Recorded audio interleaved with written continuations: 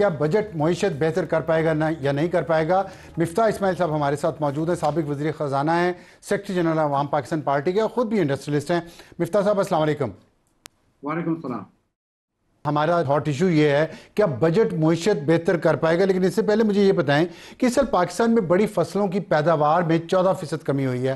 ہم کہتے ہیں پاکستان ایک زرعی ملک ہے، اور ظاہر ہے بھی زرعی ملک، ہماری 60-70% جو امپلائمنٹ ہے وہ اسی سیکٹر میں ہے۔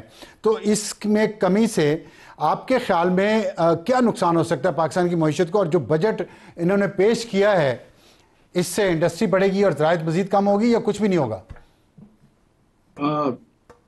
دیکھیں، ہم کہنے کو تو کچھ بھی کہہ سکتے ہیں کہ زرعی ملک ہیں، لیکن وہ زرعی ملک ہیں جو گندم امپورٹ کرتا ہے، جو کپاس امپورٹ کرتا ہے، جو مکئی میں کمی اس سال ہوئی ہے، چاول میں کمی ہوئی ہے، اور گنے میں بھی کمی ہوئی، اور ان دونوں بڑے پروڈکٹ میں تو ہوئی ہے، گندم اور کپاس میں۔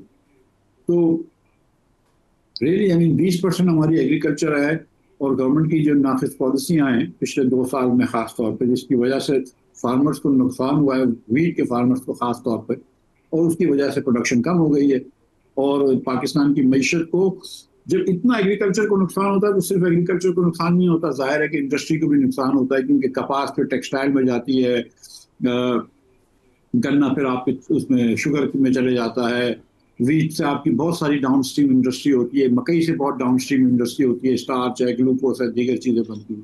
سو اوبیسلی ایگریکلچر کا نقصان جو ہے یہ سب کا نقصان ہے۔ جہاں تک بجٹ ہے، بجٹ میں کوئی اچھی بجٹ سے امید نہ رکھیں۔ مجھے ایک ضمنی سوال کر لینے دیں۔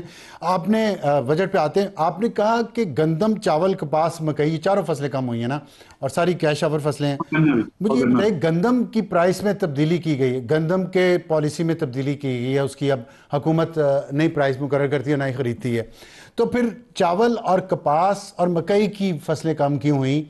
یہ تو اس پہ تو کوئی پالیسی میں تبدیلی نہیں کی گئی تھی۔ جی، کیونکہ جو فارمر گندم سال میں ایک مرتبہ ڈال رہا ہوتا ہے، وہ سال میں دوسری مرتبہ کوئی اور فصل ڈال رہا ہوتا ہے، ہو سکتا ہے کپاس ڈال دے یا چاول ڈال دے، وٹ ایور۔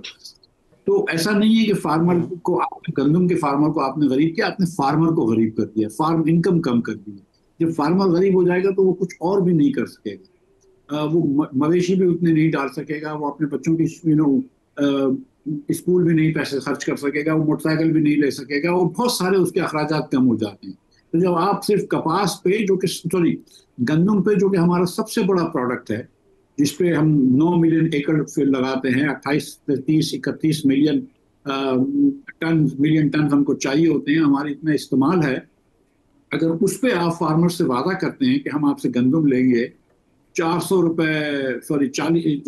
روپے کلو، یا 4,000 روپے من لیں گے، اور پھر آپ نہیں لیتے، اور آج بھی اگر وہ گندم جو ہے وہ فارمر 200، 2,000 یا 2,200 روپے من بیچنے میں مجبور ہو، تو اس کی تو آپ نے کمر توڑ دی نا، پھر تو وہ کچھ بھی نہیں کر سکتا۔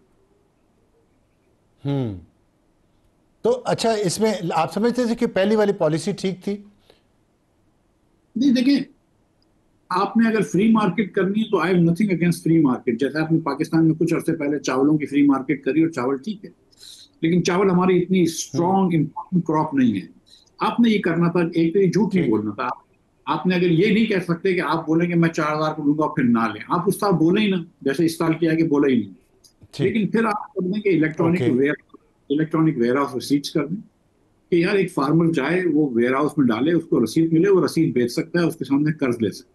اتنا تو فارمر کو دینا، اس پہلے دن تو سارے کے سارا مطلب ہم نے آلٹرنیٹیو بنائے بغیر ایک میجر پالیسی شفٹ لے آئے، آلٹرنیٹیو نہیں بنایا تھا۔ یہ ہم ہمیشہ ہر جگہ کرتے تو ایسے ہی ہیں، اس لیے تمہاری گورننس کا یہ حال ہے۔ اچھا، یہ بتائے گا، جو اب چھوٹی گاڑیوں پر ٹیکس میں اضافہ کر دیا ہے حکومت نے، ڈیجیٹل پلیٹ فارمز پر، ای کامرس پر ٹیکس لگا دیا ہے، تنخواہ دار طبقے کے لیے نہ ہونے کے برابر جو ہے کمی کی گئی ہے، کم سے کم سیلری 37,000 روپیہ ہی ہے، قوت خرید میں 58% کمی ہو چکی ہے، لوگوں کے غربت میں اضافہ ہو چکا ہے۔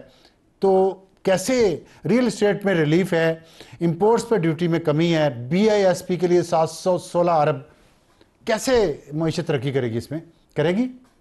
نہیں کرے گی سر، 3 سال سے نہیں کر رہی ہے۔ 3 سال سے ہم اپنے آپ سے غریب ہو رہے ہیں، اور 15 سال سے ہم دنیا بھر سے قریب ہو رہے ہیں، کیونکہ بہت ساری وجوہات ہیں. شروع کرتے ہیں اس طرح کہ حکومت کے اخراجات بہت زیادہ ہیں، اور کیونکہ اخراجات بہت زیادہ ہیں تو اس کو ٹیکس بہت زیادہ ملتا ہے.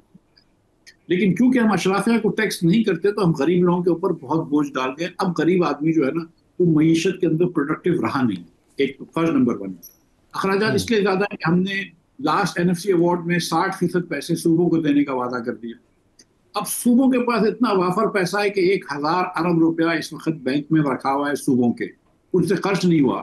لیکن ہم صوبوں کو اس سال بھی 9-10 ہزار ارب روپیہ اور دے دیں گے. اس میں وہ گلاس پین بنائیں، پنجاب میں KP کے اندر وہ انٹرنز رکھ لیں سوشل میڈیا واریر کے نام پہ، اور پھر سندھ میں اللہ جانتا ہے وہ کیا کرتے ہیں، اللہ ہی جانتا ہے. مطلب لیکن وہ پیسے عوام کی سیوا کے لیے پیسے کہیں نہیں لگتے. اور جو حکومت کا درجہ یہ خرچ کر رہا ہوتا ہے اس کو یہ جمع کرنے کی ضرورت نہیں ہوتی. تو لہٰذا اجارہ داریاں ہو اچھا، گئی. مجھے یہ بتائیے گا کہ آپ نے کہا پچھلے 3 سال سے اکانومی کا یہی حال ہے، ٹھیک نہیں ہو رہی، پالیسیز ٹھیک نہیں ہیں، تو آپ بہت کہنا چاہیے کھل کے آپ نے کرٹیسائز کیا ہے جس کو ہمارے ملک میں ایک چیز کہا جاتا تھا ڈارنامکس. اگر آپ کو یاد ہو یہ جو ہم یوز کرتے ہیں ڈارنامکس کو آپ نے کرٹیسائز کیا. پھر ہم نے دیکھا کہ الیکشنز کے بعد وزیر خزانہ بدل گئے اور محمد اورنگزیب صاحب وزیر خزانہ بنے. یہ ان کا دوسرا بجٹ ہے. تو رنگزیب نامکس بھی فیل ہو گئی ڈارنامکس کے بعد.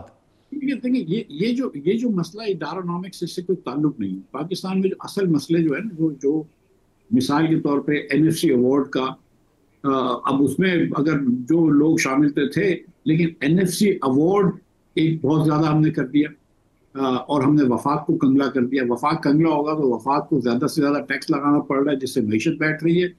اور اتنا بڑا خسارہ ہو گیا کہ جب تک وفاق کا یہ خسارہ رہے گا، ہم جب بھی گروتھ کی کوشش کریں گے ہمارا کرنٹ اکاؤنٹ ڈیفیسٹ ہو جائے گا.